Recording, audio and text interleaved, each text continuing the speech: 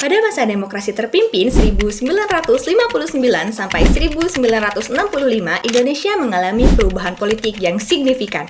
Ketidakstabilan pemerintahan sebelumnya mendorong Presiden Soekarno mengeluarkan Dekret Presiden pada tanggal 5 Juli 1959 yang memusatkan kekuasaan di tangan Presiden serta mengembalikan Undang-Undang Dasar 1945.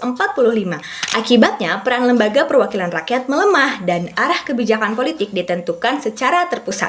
Dalam situasi Perang Dingin, Soekarno memperkenalkan konsep Nasakom sebagai upaya menyatukan kekuatan nasionalis, agama, dan komunis.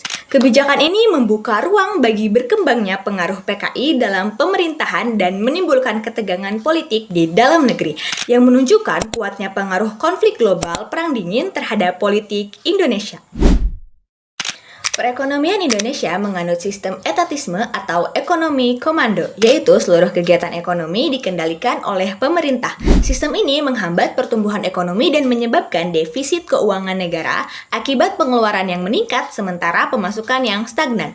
Pemerintah mengeluarkan Deklarasi Ekonomi (DEKON) pada tanggal 28 Maret 1963 yang berisi 14 peraturan pokok untuk membangun ekonomi nasional dan bebas dari imperialisme.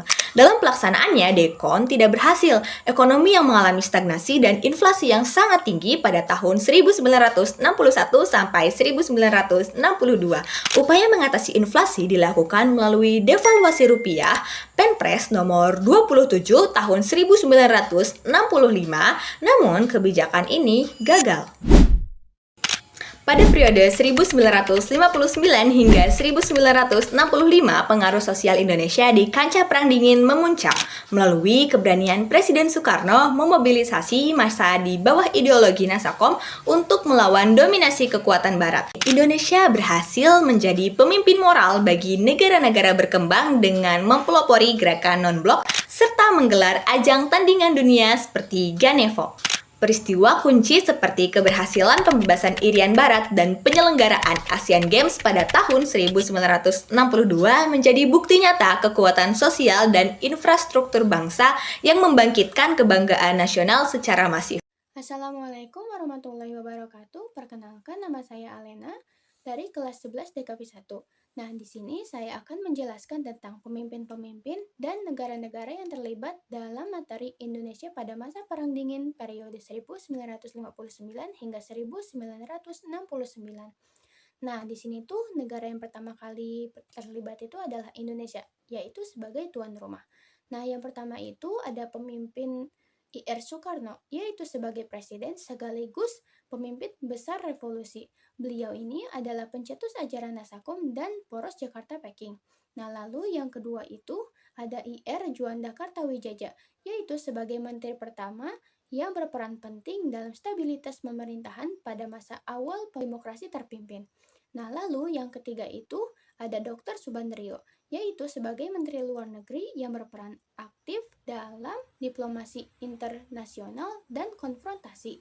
Lalu yang kedua itu ada negara-negara yang berasal dari Blok Timur, yakni Sekutu Komunis. Yang pertama itu ada Nikita Khrushchev, yaitu pemimpin Uni Soviet yang mengunjungi Indonesia pada tahun 1960 dan memberikan bantuan militer besar-besaran. Nah, lalu yang kedua itu ada Mao Zedong, yaitu sebagai pemimpin tertinggi Tiongkok yang membentuk Poros Jakarta Peking bersama Soekarno.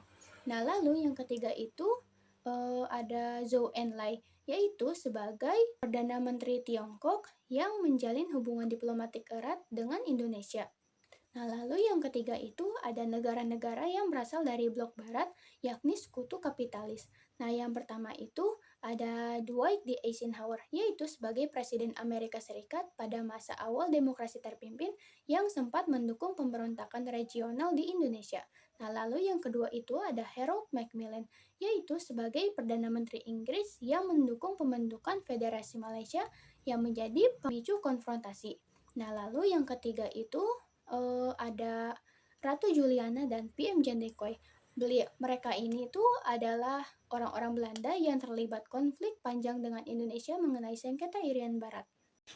Negara tetangga konfrontasi satu Malaysia, Tunku Abdul Rahman, Perdana Menteri Malaysia yang menjadi sasaran utama kebijakan Ganyang Malaysia karena dianggap sebagai boneka Inggris. tokoh penengah internasional Myanmar Utan, Sekretaris Jenderal PBB yang terlibat saat Indonesia keluar dari PBB pada tahun 1965.